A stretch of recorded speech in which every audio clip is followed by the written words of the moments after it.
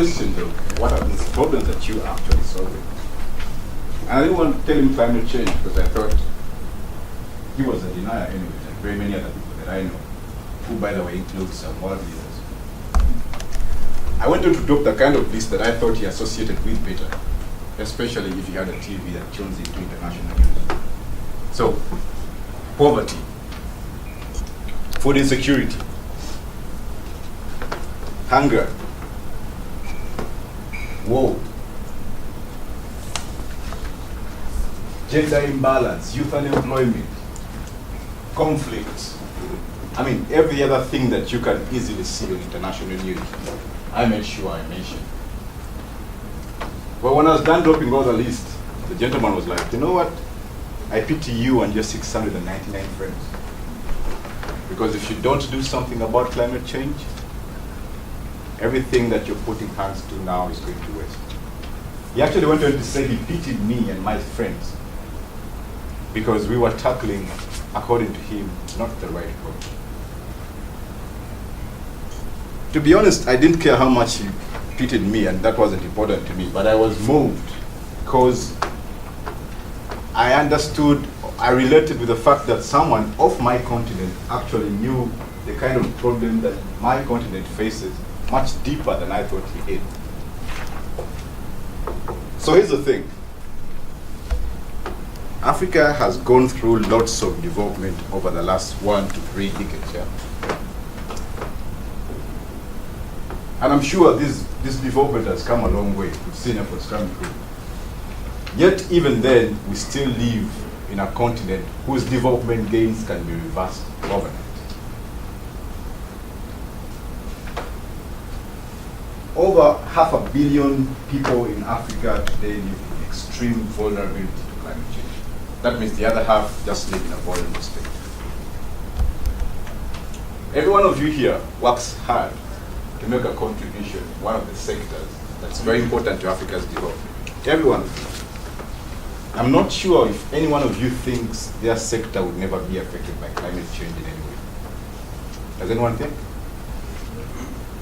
But does any one of you ever try to imagine or think through how the very things that they work hard to achieve in those particular sectors can actually be protected such that they don't get reversed overnight by an imminent threat? You know?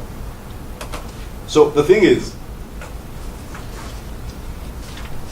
if we work hard to put forth development and we do not work hard to protect that development, I'm not so sure what we are doing or working towards. And I think that's the point that the old gentleman on the playing did have.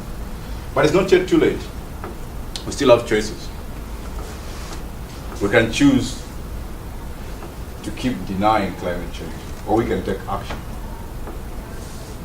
The strategic first steps in achieving that will require us to strengthen the capacity of our public and private sector institutions. And you know why that's important? Because I've dedicated an entire career to doing just that. Well, maybe not, but it's important because if you have institutions that are planning, that are budgeting, that are setting policy with climate change in mind, then you start to have a deliberate action towards solving a problem.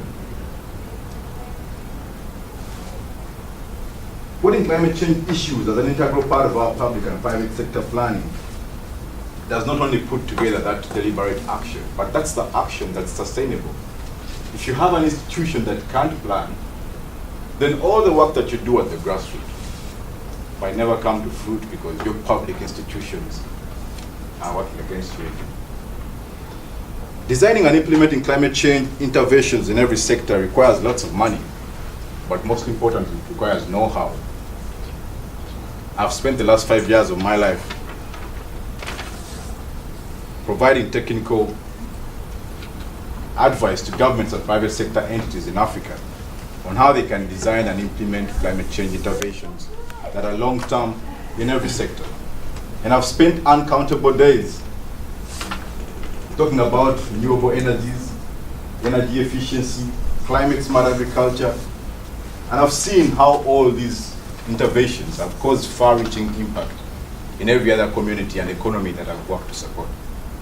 I end by challenging you to always put forth and consider climate change resilience in every part of your work that you do.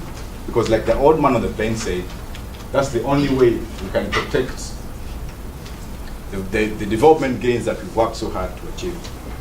Let's make the right choice today, such that our future generations can be proud of us. Those are my twins, and I want to make them proud.